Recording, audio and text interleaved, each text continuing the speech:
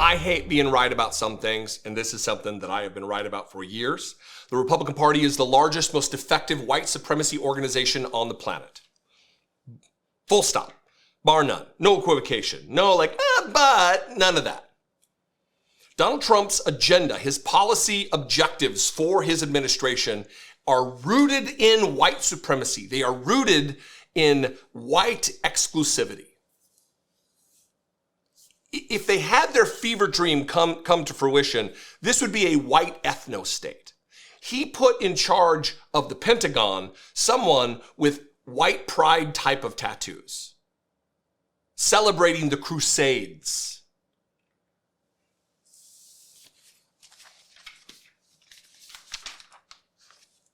That guy. Look at that. I'm a tough guy. I have a serious face. I'm going to read this article, or part of this article, from Stars and Stripes, a military newspaper. This isn't the New York Times.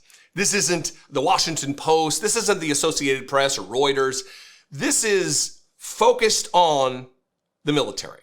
These are people who understand the military. These are people who write on exclusively things that impact the military. And here's the headline to prove the thesis of the white supremacy element of Donald Trump's second term.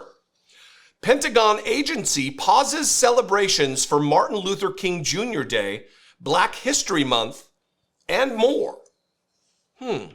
Why would that be? Why would we not want to celebrate Martin Luther King Jr. Day or Black History Month in a military force that is made up almost 50% by people who are not white? 49.6%, I think the number is. 49.6%. Why would we not want to do that? If not to secure and cement white supremacy as the order of the day, not only in the United States government writ large, but also specifically in the military. The Defense Department's intelligence agency has paused observances of Martin Luther King Jr. Day, Pride Month, Holocaust Days of Remembrance, and other cultural or historical annual events in response to President Donald Trump's ban on diversity, equity, and inclusion programs in the federal workplace. Why have a force, a federal workforce and military that can reflect accurately on our history? Why is that important? Why is it important to have a military force, especially, that can relate one with another based on our shared lived experiences and histories? If not for those types of things, I would have been siloed off in my white world, not being able to understand and have empathy and compassion and build unity with my fellow service members. Come on. The instructions were published Tuesday in a Defense Intelligence Agency memo obtained by the Associated Press and affect 11 annual events, including Black History Month, which begins Saturday, and National Hispanic Heritage Month. The memo's authenticity was confirmed by a U.S. official who said the pause was initiated by the Defense Intelligence Agency and appears to not be policy across the Defense Department. The official spoke on the condition of anonymity to discuss sensitive matters. Quote, "We are receiving questions across the workforce on the way forward," the memo said. DIA, which is Defense Intelligence Agency, will pause all activities and events related to agency special emphasis programs effective immediately and until further notice. It also noted a pause on special observances hosted throughout the year. While Martin Luther King Jr. Day and Juneteenth were included, the memo said the change would not affect those national holidays. The contents of the memo were first reported by independent journalist Ken Klippenstein and posted to X. They mean Twitter. Federal agencies have struggled to interpret Trump's January 20th executive order ending DEI programs across the government and have taken a broad approach due to lack of clearer guidance from the White House on how to comply. They're leaving it murky on purpose, because then nobody can be blamed. White supremacy can be blamed. Donald Trump can be blamed. Pete Hegseth can be blamed. The fascist cabinet can be blamed. On Wednesday, Defense Secretary Pete Hegseth directed staff to create a DEI task force to ensure no DEI programs remain in the Pentagon. Quote, "We're not joking around," Hegseth said in an interview Wednesday with Fox News. "There's no changing of names or softly manipulating something. DEI is gone." DEI is gone. Not going, not gonna be gone, gone. Yet this morning, Donald Trump wakes up and blames DEI on the plane crash that took place, last night. You don't get to have it both ways. Are you lying, Pete? Is DEI not gone? Are you just being hyperbolic?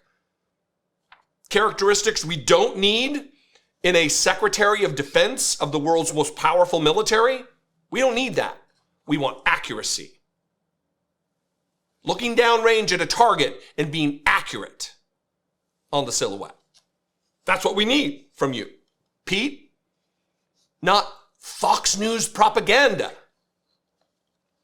The other annual events in the DIA memo are Asian American Pacific Islander Heritage Month, National American Indian Heritage Month, National Disability Employment Awareness Month, Women's Equality Day, and Women's History Month. White House Press Secretary Caroline Leavitt was asked at a briefing Tuesday whether Black History Month would cease to be celebrated, to which she effectively said, all lives matter. I did a video about that yesterday. Here is the thumbnail. You can look for it. What do you say? Look, this is something I've experienced with. I spent years in the United States Marine Corps, shoulder to shoulder with brothers and sisters in arms who weren't white, who didn't grow up in tiny little mountain towns in Idaho. People who grew up in Detroit, who grew up in Atlanta, people who grew up in LA, New York City, people who lived a vastly different life experience than me. And those didn't make us weaker. They did not divide us. They fostered empathy and compassion and unity and cohesion and morale. What do you think? I would love your perspective on this if you served in the United States, not just the Marine Corps. I mean, you know. If you served in the military, I want to hear from you. If you didn't serve, I want your opinion as well. You can comment below. You can also call the voicemail line 714-576-4054. And of course, as always, you can email me daily@dollemore.com. Please consider supporting this work in independent media. If I'm not your flavor, a political commentator, if you hate looking at a guy who's wearing sport coats that apparently don't go with his color palette, I get this email all the time. If I'm not your flavor, go find somebody who is doing good work in this space that you derive value from and support them. If I am that guy, you can become a channel member or you can go to my Patreon, patreon.com/IDoubtItPodcast. I'm going to go. I love and appreciate you. Thank you very much. I'll see you next time. Until then, be genuine and take care of one another.